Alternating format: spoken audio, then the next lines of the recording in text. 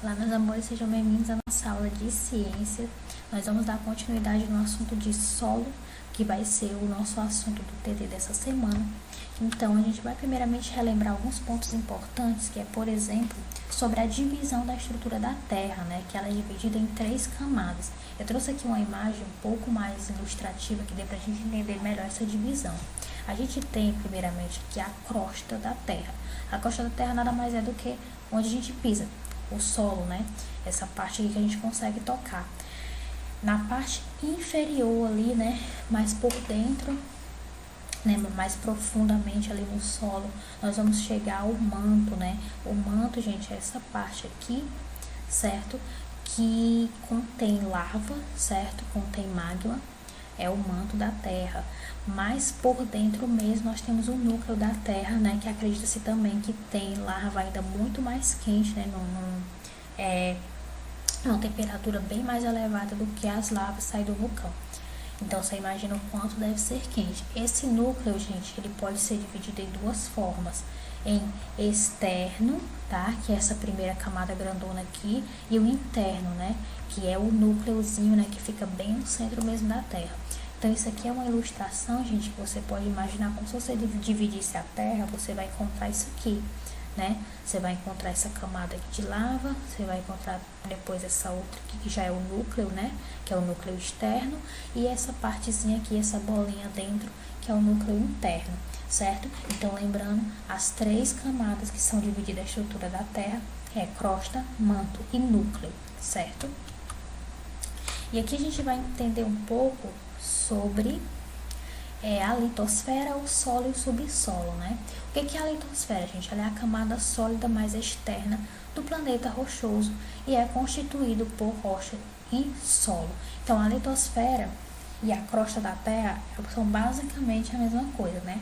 A litosfera é aquela camada ali mais superficial da Terra, certo? E a camada mais superficial ainda da litosfera é o que a gente chama de solo, certo? Então, o solo é a camada mais superficial da litosfera. A litosfera é a camada sólida, né, da crosta da Terra. Então, por exemplo, a gente tem as rochas, né, a gente tem o solo onde a gente pisa, e o solo ele é a camada mais superficial da litosfera, certo?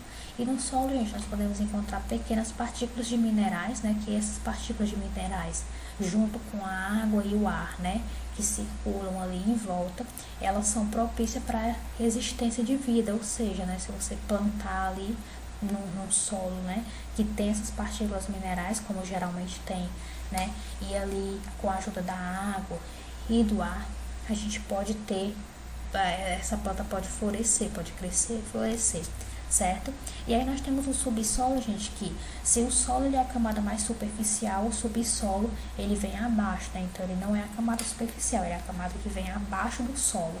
Então, se a gente for entender, né, a questão de camadas, nós temos a parte de cima que é o solo e a parte que vem abaixo do solo é o subsolo, certo? Subsolo. Continuando, a gente vai ver um pouco sobre tipos de rochas, certo? A gente já viu um pouco mais na aula passada, a gente vai continuar aqui. E ele fala aqui sobre rochas magmáticas, né? Que são o quê? As rochas magmáticas, gente, são aquelas que são originadas da solidificação do magma. O que é o magma? Você tem que entender que o magma, ele é a lava do vulcão, tá? A lava do vulcão, o nome dela é magma. Aquela parte ali toda vermelha que a gente viu do manto da Terra é magma, certo? Então, a lava e magma são a mesma coisa, tá? Essa lava, quando ela tá ali dentro do vulcão, ela tá quentinha, então ela tá no estado líquido, certo? Ela tá ali no estado líquido. Quando ela sai do vulcão, ela vai encontrar temperaturas mais frias, né? Fora do vulcão a gente tem o ar, né? Que ele é mais frio. Quando ela encontra essa temperatura mais fria, em algum momento ela vai resfriar até virar pedra, né?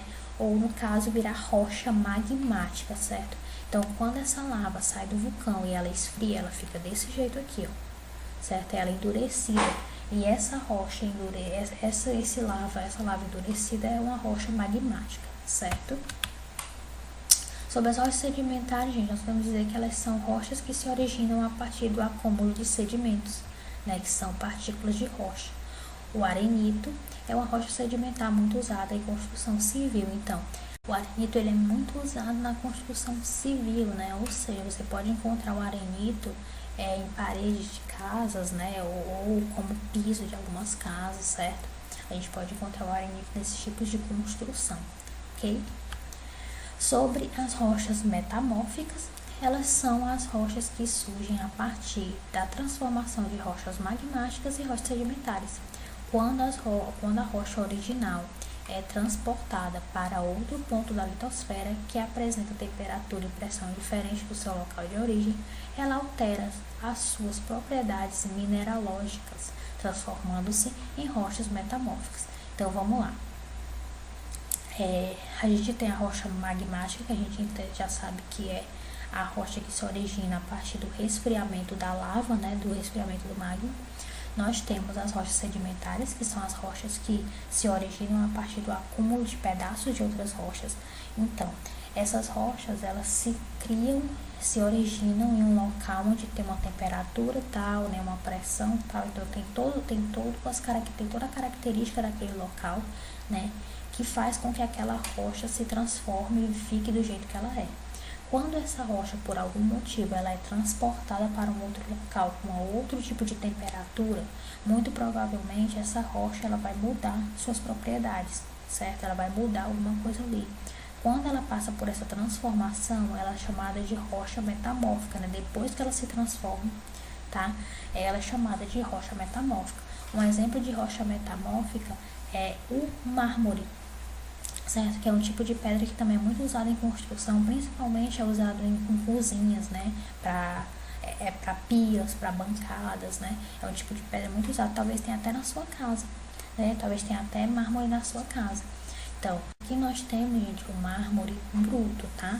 Porque assim, quando o mármore ele chega na sua casa, né, para servir ali como pia ou como bancada, né, balcão, enfim, para a cozinha da sua casa, ele primeiramente passou por um monte de transformação ali, né? Nenhuma fábrica, nenhuma indústria, enfim, responsável por isso, né? Ele vai fazer o que? Ele vai cortar essa pedra, ele vai limpar, ele vai passar uma camada disso, uma camada daquilo para ficar com mais brilho, para ficar mais liso. Então, é muita coisa, é um processo muito longo que essa rocha tem que passar até chegar à sua casa daquele jeitinho lá, né? Toda lisinha, bonitinha, brilhosa e tal. Só que ela não é assim. Quando ela é tirada da natureza bruta, ela é mais ou menos assim, ó, né? Ela é uma rocha, ela é áspera, né?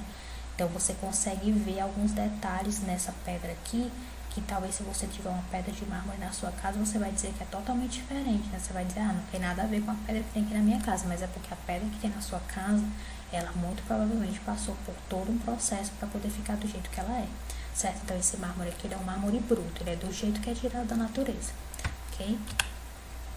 E aí nós vamos ver um pouco sobre os tipos de solo, né? Nós sabemos que o solo ele é classificado de acordo com a quantidade de areia, de argila, de calcário e de humus, certo? Então, explicando um pouco mais sobre cada um, o que seria um terreno arenoso, né? Um solo arenoso. É aquele que tem uma quantidade bem maior de areia, né, do que os outros solos, certo? Ele é seco, né? Geralmente é seco, ele é poroso, certo? E a água consegue passar com facilidade, certo? A água consegue entrar, né, dentro desse solo com facilidade. Um exemplo de solo arenoso é a areia da praia, né? O solo da praia, certo? A gente sabe que tem muita areia. E se você derramar água ali, né, essa água vai ser absorvida para dentro desse solo, né? A gente tem também calcário, né? Que calcário é um tipo de solo que possui uma quantidade muito maior de calcário, né, do que os outros. É retirado um pó branco ou amarelo, que pode ser utilizado na fertilização dos solos destinados à agricultura, certo? Gente, o calcário, você encontrar um solo que tenha um pozinho branco, né? Tem um pozinho branco, aquele pozinho branco já é calcário. Tem solos que apresentam muito mais quantidade de calcário do que qualquer outro tipo de solo. Esses solos são chamados de solos calcários, certo? Que tem muito cal, né? O que a gente chama também de cal, certo? E aí, esse tipo de material, né? Calcário, ele também é muito importante na fertilização dos solos para a agricultura, né? Ele torna ele torna o solo que você vai plantar mais fértil, certo? Ele também é permeável, ou seja, a água ela consegue adentrar nesse solo, né? Assim como no solo arenoso, ela consegue ser sugada. Desse cal, né, desse solo com cal, desse calcário, a gente pode fazer cimento, gesso, cal, certo?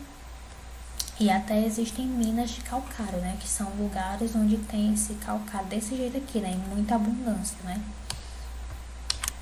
Nós temos também os solos argilosos, né, como você deve saber, são solos que apresentam uma quantidade muito maior de argila. Gente, a argila ela é muito parecida com a lama, né, porque ela é uma areia que chega a ser um pouco úmida, certo? E ela é formada por grãos menores do que a areia, certo? E ela não é permeável, ou seja, se você derramar água ali, aquela água provavelmente vai virar uma pocinha. Ela não vai ser sugada para a terra, ela vai virar uma pocinha de água até ser evaporada pelo ar, mas ela não vai ser sugada, tá? Ela pode até adentrar no solo, mas é muito pouco. Além disso, esses grãos estão bem ligados entre si, né? Retendo a água e os sais minerais em quantidade necessária para a fertilidade do solo e do crescimento das plantas. Então, o solo argiloso ele também é um solo muito fértil para as plantas, certo? Mas, se o solo tiver muita argila, pode ficar encharcado, cheio de poças após a chuva. Então, o solo que tem muita argila, ele já passa a ser prejudicial. Por que prejudicial para uma planta, por exemplo? Porque a planta, gente, ela precisa de água. Claro, ela precisa, mas ela não pode ter muita água, certo? Senão ela fica encharcada e ela pode morrer sim com muita água, certo? Então tem uma quantidade certa de água, né, que cada planta precisa para poder se manter. Então um solo muito argiloso, se ele tiver muita argila, provavelmente quando chover vai virar uma poça d'água enorme e as plantas vão acabar morrendo ali, né, naquele alagado todo, certo? Então, o solo argiloso ele é bom para manter o solo fértil, mas não demais. Se for muito argiloso, né, pode até prejudicar, certo? A água em excesso nos poros do solo compromete a circulação de ar e o desenvolvimento da planta fica prejudicado. Como a gente acabou de dizer, um solo muito argiloso pode prejudicar, certo?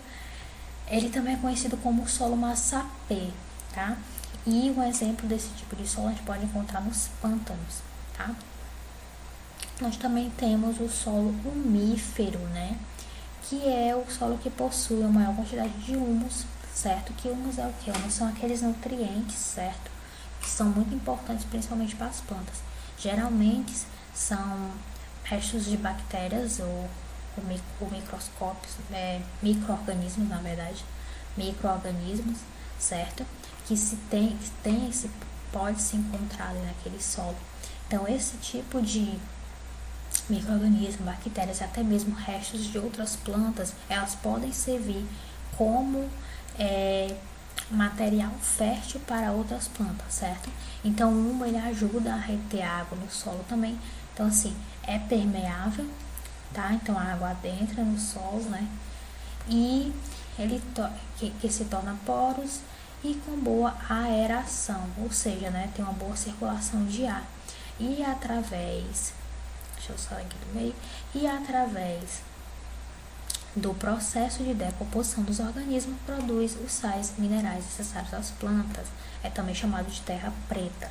Então, esse tipo de terra, gente, é a terra melhor que tem para plantar, certo? Porque ela tem todos os sais minerais, todos os nutrientes que a planta precisa, certo? Para crescer e se desenvolver. Esse tipo de terra você pode encontrar em matas, em florestas, que é essa terra preta aqui, essa terra escura, certo? Então, esses são os tipos de solo que a gente encontrou, tá? São solo arenoso, calcário, argiloso e umífero, certo? Agora, depois de tudo que nós recapitulamos, você pode já fazer ali a sua atividade de ciências, a TD de ciências, né? Sobre o solo. Pode voltar na aula se quiser, né? Para dar uma olhada de novo ali em alguma coisa que talvez não ficou bem claro, que vocês não tenham assimilado, que tenham esquecido, tá? Então, meus amores, é isso. Façam a atividade direitinho, né? Acredito que vocês tenham compreendido. Um beijo, se cuidem e até a próxima aula.